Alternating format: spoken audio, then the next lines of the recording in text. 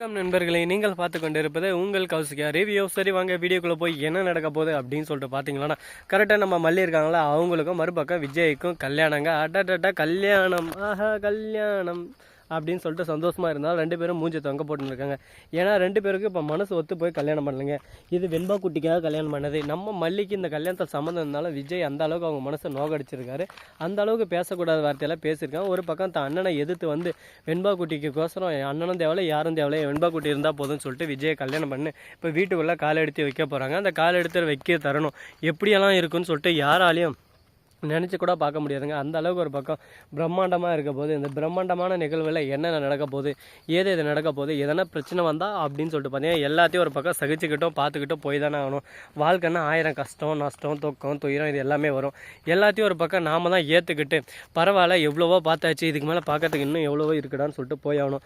அப்படி போலையா நம்ம வாழ்க்கை அப்படியே கொஞ்சம் கொஞ்சமாக நடு தெருவில் வந்து நின்றுங்க. அந்த மாதிரி ஒரு சுச்சுவேஷனில் சூழ்நிலையில் தான் போயின்னு இருக்குது. பார்த்துப்போம்.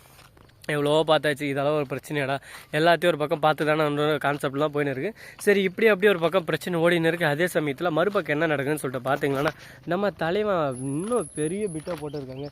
யாரா அப்படின்னு சொல்லிட்டு பார்த்தீங்கன்னா வேறு யார், அந்த அரவிந்த் தாங்க. அவர் என்ன பண்ணார், அவர் நல்ல மனசு தானடா, அவரே ஏன்டா தப்பாக சொல்கிற அப்படின்னு சொல்லிட்டு பார்த்தீங்கன்னா, நல்ல மனசு தான், எந்த பிரச்சனையும் இல்லை. ஆனால் மல்லி கிடைக்கிற வரைக்கும் தான் நல்ல மனசு. மல்லி இல்லைன்னு நினச்சதுமே அடுத்த செகண்டே குடும்பத்தை எப்படி பிரிக்கணும், இவங்களை அழிக்கணும் அப்படின்னு சொல்லிட்டு பல கான்செப்டில் அவர் யோசிக்க ஆரம்பிச்சிட்டாருங்க.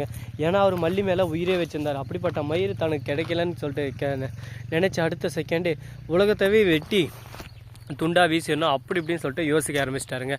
இதுக்கு மேலே நம்ம என்ன சொல்கிறது சொல்லுங்கள் பார்க்கலாம். ஒரு பிரச்சனை வந்த உடனே அப்படியே கேரக்டராக மாற்றிடுவாங்க.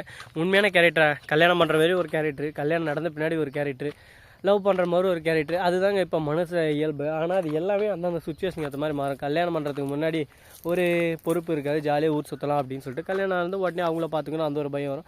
அதெல்லாம் யாருமே புரிஞ்சிக்க மாட்டாங்க. புரிஞ்சிக்காமல் இங்கே பார்த்தீங்களா இவன் எப்படி உட்காந்து இருக்கான் பைத்தியக்காரனாட்டம்.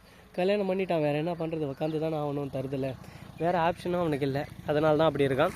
சரி இதெல்லாம் ஒரு பக்கம் போயின்னு இருக்கா. மறுபக்கம் என்ன நடக்க போகுது, ஏது நடக்க போகுது, இந்த பிரச்சனைகளுக்கு நடுவில் நம்ம தாத்தா அழகாக வண்டி ஓட்டுன்னு போகிறாரு. சரி அது ஒரு பக்கம் போட்டோன்னு சொல்லிட்டு விட்டாலும் மறுபக்கம் என்ன நடக்க போகுது அப்படின்னு சொல்லிட்டு பார்த்தீங்கன்னா, கரெக்டாக நம்ம மல்லிக்குட்டி இருக்காங்களே, அவங்க வந்து கில்லி குட்டியாக வீட்டுக்குள்ளே காலை எடுத்து வைக்கிறாங்க. காலை எடுத்து வைக்கிற தருணம் ஒரு மிகப்பெரிய ஒரு பிரம்மாண்டமான நம்ம ராஜேஸ்வரி வீட்டை விட்டு போக போகிறாங்க. ஏன்டா அப்படின்னு சொல்லிட்டு பார்த்தீங்கன்னா, ராஜேஸ்வரி உனக்கு இது தேவையாடி அப்படின்ற மாதிரி தாங்க பிரச்சனை மேலே பிரச்சனை பண்ணி ஒரு பக்கம் மேலும் அப்படியே சும்மா கடுப்பு ஏற்றின்னு இருக்காங்க. அப்படியே வர்ற கோத்துக்கு மூஞ்சை உடச்சி போடலான்னு வருது கோவம். சரி பார்த்துக்குவோம், எவ்வளவோ பார்த்துருச்சு, இதுக்கு மேலே பார்க்குறதுக்கு என்ன இருக்குது அப்படின்ற மாதிரி தான் போயின்னு இருக்குது. சரி ஓகே, அப்படி இப்படி ஒரு பக்கம் போயின்னு இருக்க. அதே சமயத்தில் இன்னொரு ட்விஸ்ட் உங்களுக்கு தர போகிறேங்க. அது என்னன்னு சொல்லிட்டு பார்த்தீங்கன்னா, இவனுக்கு எங்கள் அப்பா ஃபோன் பண்ணார். இவனுக்கும் அவர் என்ன சொன்னாருன்னு புரியல, அவருக்கும் இவருக்கு என்ன சொன்னார் புரியல, எனக்கும் என்ன சொல்கிறேன்னு புரியல. இதுதாங்க வாழ்க்கை, இதுதான் வாழ்க்கை சரித்திரம்.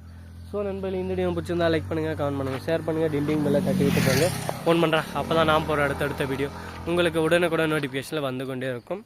மிக்க நன்றி, தேங்க்ஸ் ஃபார் வாட்சிங், டாட்டா, see you, நன்றி, வணக்கம், வந்தனம், வருக, டாட்டா.